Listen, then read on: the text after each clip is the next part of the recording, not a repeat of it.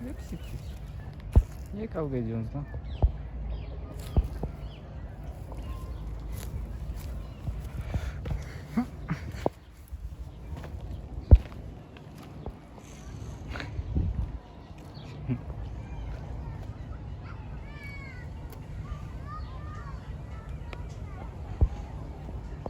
Fındık. Yedin mi mama? Yedin mi mama? Yedin mi?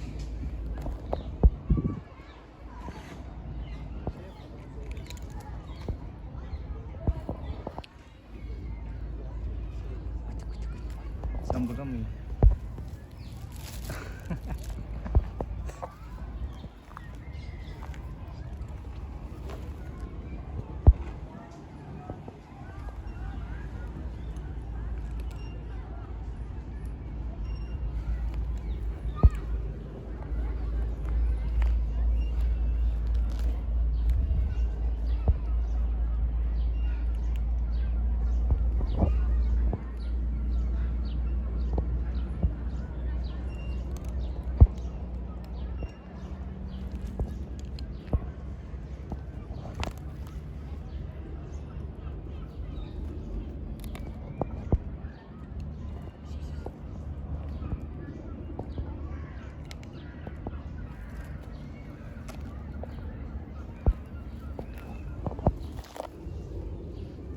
Yerim ben seni, yerim. Uf, bu yanaklara bak, bu yanaklara bak, bu yanaklara.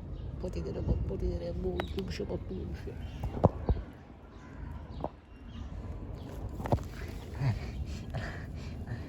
Seni eve almak istiyorum. Çok tatlı. Senin gözün ne tatlı. Bir mavi, bir yeşil.